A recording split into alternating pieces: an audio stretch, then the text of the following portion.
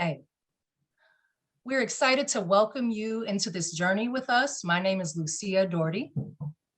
Hi there, and I'm Ashley Cooper. And this is an intro video where we're going to tell you a little bit about what this supportive accountability self-paced learning series is. And this is a pilot, and the beginning of the pilot is going to have 4 learning modules that Lucia and I have co-produced. And it's around what is mine to contribute to a more loving and just organization, community, and family. So we're going to tell you a little bit about what you can expect.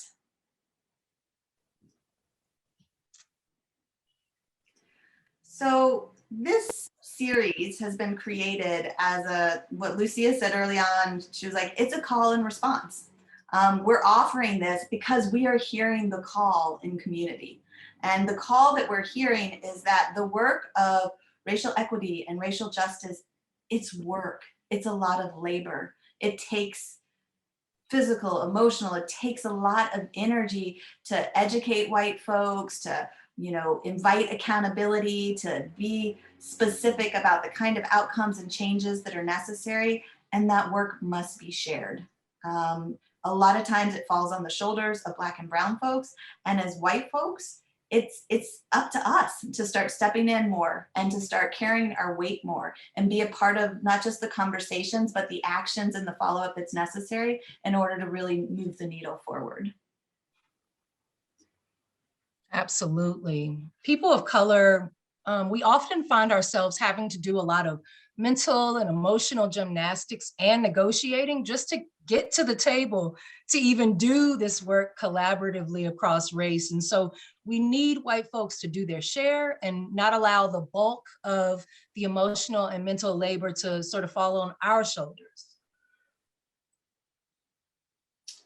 So we're offering this as a way to invite people deeper. So let me be more specific. We're offering this as a way to invite white folks deeper into the practice of sharing that work. So here's a little bit of what it means to be in that practice. The first thing that's a huge part of the practice is deepening the practice of self-reflection and self-driven accountability. So these learning modules will offer invitations for self-reflection, to look at ourselves, to look at why did I say what I just said? Why did I show up in that way? How am I acting? Am I aware of the inequitable impacts of the way I show up or the systems that I uphold? And do I have the courage to hold myself accountable? Do I have the courage to hold other white folks accountable? What does that even mean? How do I do that with love? So this is going to be an invitation to deepen these practices. Absolutely. And we really want to provide people with an opportunity to practice showing up intentionally, with integrity and willing to listen. And so this is really an invitation for white folks to go beyond just being physically and or mentally present, but really deepening the practice of giving thought to how you're showing up. Thanks for saying that, Lucia. Absolutely. This is also an invitation for white people to deepen the practice of tending to the harms of the past and the present by leaning into brave conversations, naming the truth of what's happening around us, and naming where inequities are causing harm and not being addressed. Yeah, may we be more aware and attentive to all of these things that you just said. Absolutely. So in addition to all of this, this is also going to be an invitation to deepen the practice of centering the voices, the perspectives, the power of Black and brown folks. Noticing when equity could flourish if it was given the room to breathe and to grow. A lot of times as white folks, we need practice stepping back. We need practice noticing when I'm trying to control the conversation, or I'm trying to, Lucy and I were just talking about some of my tendency to, like, when I get stressed, I'm like, come on, we got to move. We got to be doing this. I need to deepen the practice of how do I let that part of myself rest so that I can really trust the perspectives and the voices and the power, and let those voices and power and perspectives lead from Black and brown folks. And then also, like it says, of like when if there was actually just enough space in the room, could equity flourish? Right. That's exactly right. Another reason why we're offering this is because we want to provide an opportunity to learn from each other, quite frankly. You know, in our richly diverse community, we know that there's so much wisdom to learn from, not just from community leaders, but also from all sorts of people who hold different pieces of the work. We love all of those different people that hold different pieces. Yes, absolutely. Valuable. This community is chock full of wisdom. And all communities are, yeah. Yes. So that's some of the call that we've been hearing. And this first learning series that we're offering is our response to the call. We see this as a logical next step in order to for folks to actually grow, not just ingest a lot of information. We're not trying to fill your brains with information. We actually want people to be able to digest it and integrate it. So while we'll have these self-paced learning modules, there's also coaching opportunities. There's opportunities for small practice groups. There's an online social community that folks can be a part of. So there's all these different ways to really digest. So we don't want you to get constipation. Taking in too much information and letting your system get constipated doesn't actually change the conditions of people that are suffering from the inequities. And also when folks get stagnant and don't know what to do, their hearts are feeling, there's a lot of care, but we don't know what to do. That also doesn't change the conditions in people's lives. So this is an invitation to move beyond that first phase of taking information in. Move beyond just having an analysis to actually, how do we make amends? How do we correct mistakes? How do we show up in risky situations that require us to be brave? How do we face things that we never used to face in our life before now? We hope you'll grow along with us. And I speak for me, I plan to grow through this experience. Mm-hmm. Absolutely. That's exactly right. And we keep using the word practice because this work takes practice. And that practice is what brings us closer to collective liberation. And that's really what we're aiming for. Yes, we want to disrupt the systems of supremacy culture, white supremacy, all the different ways that oppression plays out. And in relation to that, we want to grow a place where humans can thrive, where life can thrive, where people can be healthy and connected and nourished. So growing that collective liberation is really important to us. So in addition to these self-paced learning modules, what they're going to include, there'll be invitations for you to practice through questions that we ask in the videos, through journaling. You'll be invited with journal prompts and different activities to help, take what we talk about a little bit deeper. And then we hope that you'll participate in some of the other offerings that we mentioned, like the coaching and the practice groups. And we're going to constantly be inviting, like I talked about earlier, those self-reflection. Did we have a positive impact? Are we actually shifting inequities? Are we moving with each other? Are we relating to each other in ways that inspire us versus just gritting and making it through? These are some of the ways that we will invite you into the practice through this series. Absolutely. Love these images. This series and these offerings focus a lot on the value of relationships. So in addition to all of our growth and nurturing, we really can't express enough how important relationships are in this work. In the landscape of offerings addressing inequities, there is perceived need for more spaces for relational learning and growing. So through some of what Ashley mentioned, like coaching, practice groups, learning from the modeling of other relationships, we really want to model the value of relationships to support being responsive to and resisting white supremacy culture. Yes. So the last reason that we wanted to say about why we're offering this is one really practical thing that Lucia and I wanted to collaborate and work together in this work that calls to both of us. And we have, between the two of us, we have a combined 40 years of experience in different aspects of organizing and community work and facilitation. And, I have a lifetime of lived experience as a white woman.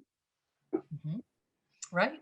And in general, and in the face of all that's happening in the world right now, I know that's important for me to do this in-depth work in the container of a relationship where trust is already established, where I know my colleague is doing her own internal work, where quite frankly, I can feel safe enough bringing my full self to the collaboration. Mm. I'm honored that our relationship creates a bowl for that to be possible. And I'm also honored in the sense that Lucia and I are really real with each other.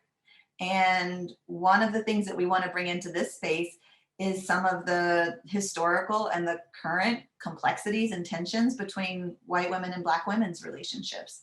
And so we don't shy away from being present with those, honoring when they're showing up. And we're really, I think I speak for we, but if I'm saying anything not, please correct or jump in. But I've experienced an investment in leaning into what is it that allows multiracial collaboration to work well?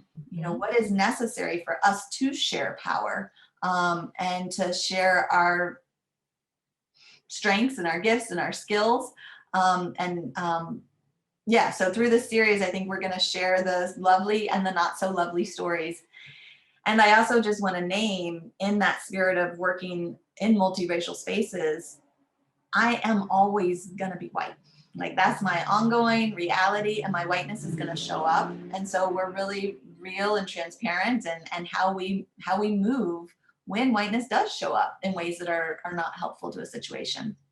So we hope to bring all of that here to share with you too. Yes, thank you. Oh, it's me again. So I'll tell you a little bit more. So what this learning series is, our hope is that this is going to be a possible roadmap. You know, here's just a few things, questions you might ask yourself. And like I said, a possible roadmap. We'll share more about that. It's an invitation into the power and the impact of relationship building. Lucia spoke really eloquently about that a few minutes ago. So, and then it's also going to be some tools for reflection, some tools to support you in discerning your next steps, tools to support in witnessing and holding yourself accountable, and deepening your commitment around what you're willing to take action around to bring about more love and justice in our world. All right. Yeah, so let's talk a little bit about what this is not, because we want to be fully transparent around what this is not. This is not the answer. So there's no magic formula, excuse me, to eradicate inequity.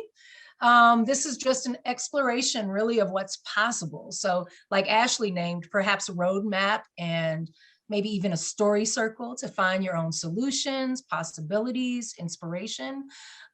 We think that the coaching and or practice groups, the actual content and relationships with other people around this content are necessary to have real impact. And so we want to just kind of take this conversation to the next level through this learning series. Great, yes. And this is not, as I already said, this is not content to just digest with your brain. It's not education to just consume.